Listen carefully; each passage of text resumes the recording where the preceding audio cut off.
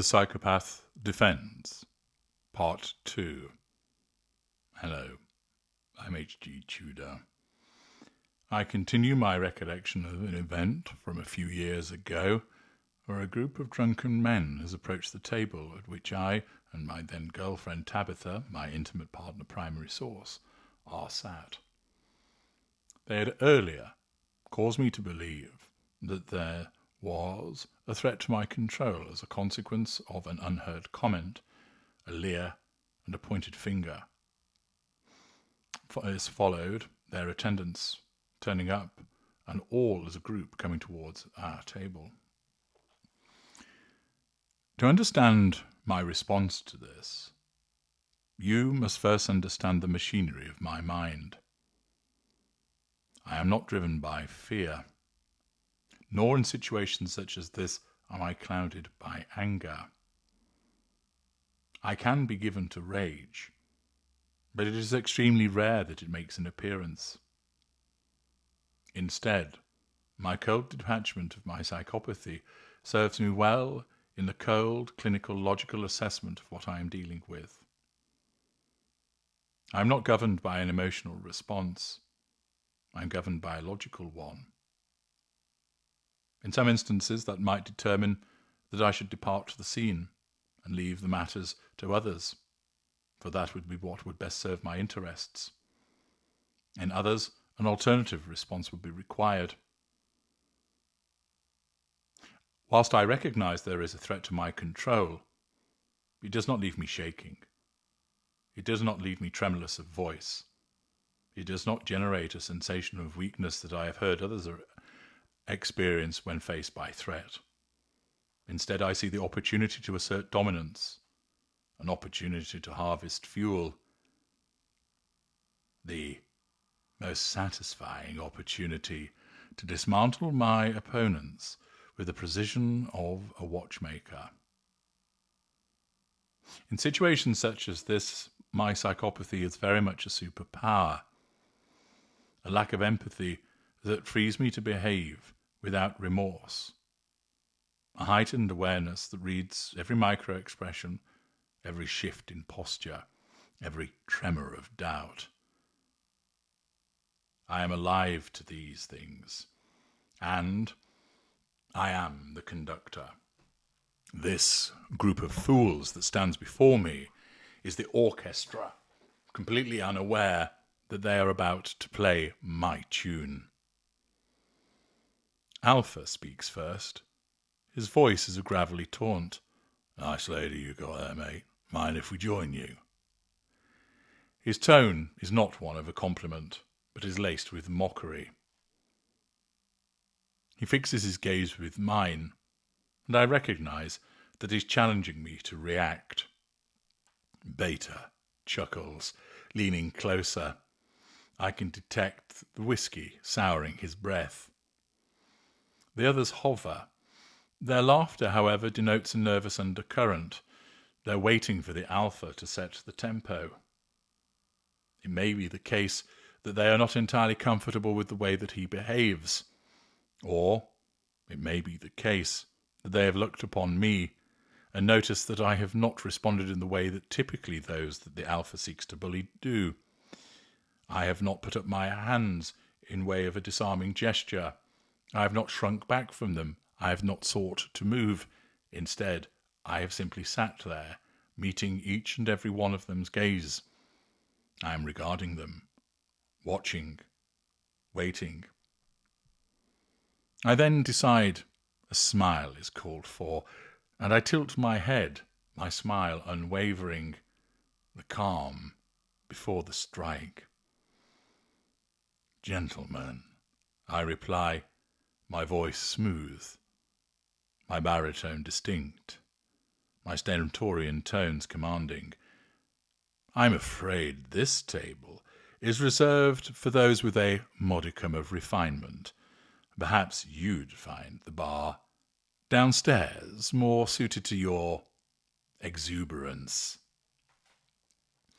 I can see the initial disappointment of the alpha, whereby I have not come out physically swinging. He is itching, of course, for the fight. The words are a precise scalpel, cutting at their egos. Even though words such as modicum, refinement, and exuberance might be at the outer limits of their understanding, I can tell by the response that they do understand. The alpha's eyes narrow, his jaw tightening, a telltale sign of wounded pride. The beta's smirk falters, his confidence shaken by my refusal to cower. The followers shift uncomfortably, sensing the clear shift in power. I am not merely responding. I am seizing control. It is for I to dictate the terms of this engagement. My first move is to disarm them. I have already decided that it is necessary for me to lull them into a false sense of security. The chameleon that I am, adept at mirroring the emotions that others expect, I lean back, my posture relaxed, my smile warm, but laced with condescension. "Surely you're not here to cause a scene," I say, my tone almost playful. "This is a place for civilized conversation. Why don't you tell me what brings you out tonight? A celebration, perhaps?" I ask. I am confident, unruffled. The question, of course, is designed to shift their focus from aggression to explanation, to catch them off guard. Alpha hesitates, my composure befuddling him. "Just having a laugh," he mutters, but his voice lacks conviction. I note that. Beta, eager to reclaim ground, interjects, "We saw your lady here, thought she might want some real company." Tabitha tenses at her being involved in the conversation once again. But I give her hand a gentle squeeze, signalling for her to not respond. My laughter is low, but hollow. It's controlled, a sound that disarms and unnerves. "Real company," I repeat, my eyes locking onto those of the beta. "I assure you, she's quite satisfied with the company she has.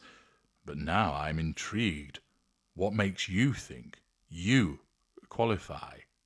I challenge him. At this, the followers chuckle nervously, which causes the beta to round on them, hissing at them. I am pleased.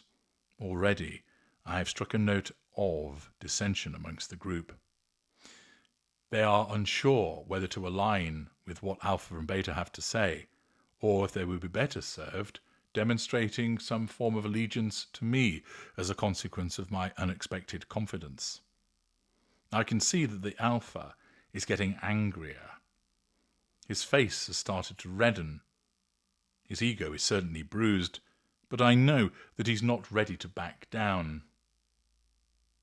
I decide that it is necessary for me to then provoke matters further. I've appeared to be friendly, to be charming, but now I'm going to alter my plan. I stand up. I'm taller than Alpha, by a good couple of inches. Although he is broader than me, I'm confident that I'd be able to take him in a physical fight. I get into his face and speak in a low tone.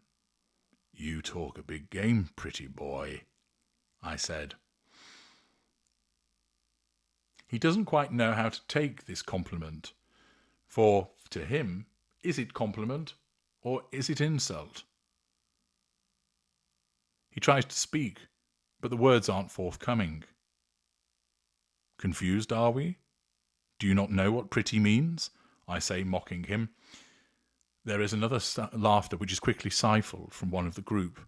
Beta again, acting as lieutenant to Alpha, rounding on them to keep them in line. But this is not a cohesive group, and, what is quite clear to me, that it is now time to dismantle it. It is time to strike.